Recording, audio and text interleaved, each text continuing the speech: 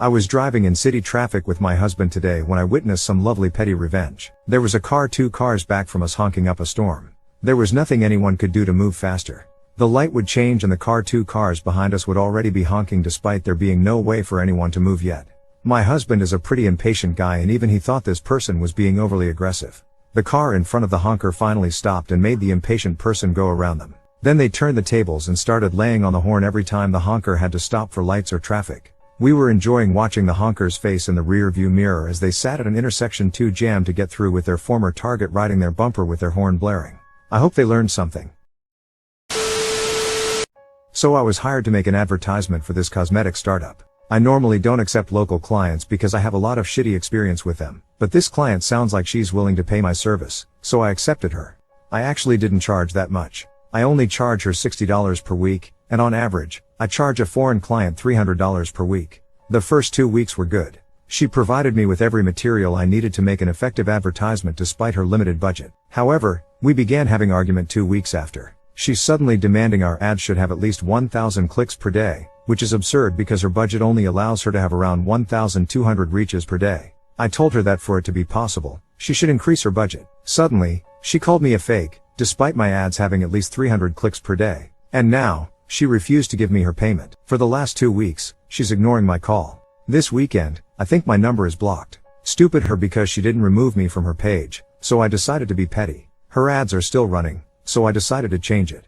I changed the pictures to a text post which says don't buy from this. The owner refused to give me my salary, an irate VA she called a fake for not meeting her absurd expectation. I also included screenshots of our conversation to back it up. I did it last night, and I'm sure any moment she will contact me. But I'm done with her. That $120 she owes me is hers to keep. As for me, I'm not accepting local clients anymore. I'm just done with them. It was a cold winter day. 8 inches of snow had fallen the night before, and the wind chill made it feel as if it were in the negatives, Fahrenheit. I drive an all-wheel drive SUV so I have no issues getting out. My wife on the other hand drives a Prius, which slides with the smallest amount of moisture on the road. My car was down at the time, so we had to take my wife's car. I spent 45 minutes in the freezing cold shoveling that car out so we could get to the store. We were gone for an hour, and when we came back, our neighbor had taken the spot I had shoveled. Our apartment complex doesn't have assigned parking, but in the winter, it's understood that if you shovel a spot, it's yours. So when I saw his car in the spot I had just shoveled, I was pretty pissed. I went inside and filled 2-gallon jugs of water. Went back out and poured them on his windshield. Rinse and repeat. I must have poured about 10 gallons of water on his car. Being how cold it was already freezing by the time I poured the last gallon on.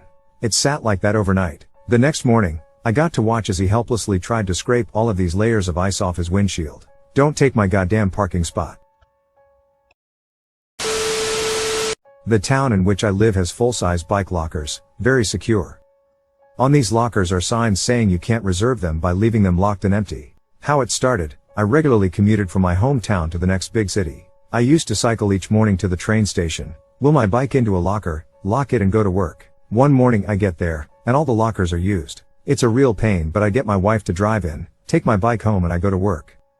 Next morning I get to the lockers 30 minutes sooner, at 7:30, thinking I just needed to be there sooner to get a locker. Nope, all used. I start to wonder what's going on and get on my hands and knees and look under the doors of the lockers. Nearly all of them are empty, but locked by people. First, I try and be reasonable. I call the council, who have the "don't you dare lock these when empty" signs, and they avoid responsibility, saying it's the train station's responsibility. I ask the station manager, who claims it's the council's responsibility. So, I go to eBay and make it my responsibility. It's frightening what you can cut through with a 20-pound pair of bolt croppers. The next Saturday, I drive to the train station, and for every locker that is locked and doesn't have a bike in, I crop the lock and take it. About 80% of the lockers were like this. Then the sweet revenge happens on the Monday morning. I turn up and just watch. People cycle up to their lockers and find the lock is gone. No way for them to safely leave their bikes. I got to enjoy the dawning expression of surprise and then frustration on 3 people's faces as they had to go through the "what do I do? No way to lock my bike" pain I did. Next Saturday, I did it again. Then I became addicted to it. I drove out to the next 2 train stations on the line, where our council's territory ended, and did the same to the lockers there. I kept it up for about a month until the locks stopped being used to reserve lockers. I still have the bolt croppers. I, 20F, have lived with this girl for over a year. She doesn't realize how annoying she can be. She's a good person at heart, but she was coddled by her parents and thinks she's the center of the universe. First, some context. Her car stopped working, so I have been getting up at 5 every morning to drive her to work. Never ask her for a thing in exchange. I also do a lot of stuff for her as well, such as buying her drinks, etc. She counts pennies, super exact about the amount everyone owes her, down to the cent.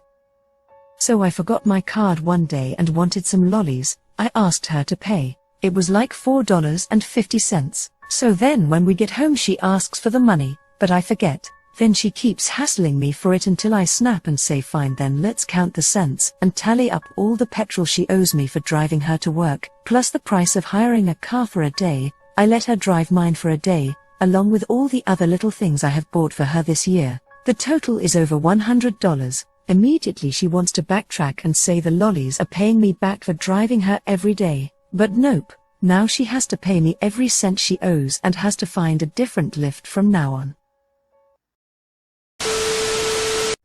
I worked at an auto parts store and we had just hired a new guy that seemed to have prior experience in the business, but Christ was he a cocky bastard. He was super jealous of my position and I had gotten a raise and I'm not shy about it. So anyway, I'm a sales lead and Hess under me. He constantly undermines my authority and is just a general pain in the ass all the time.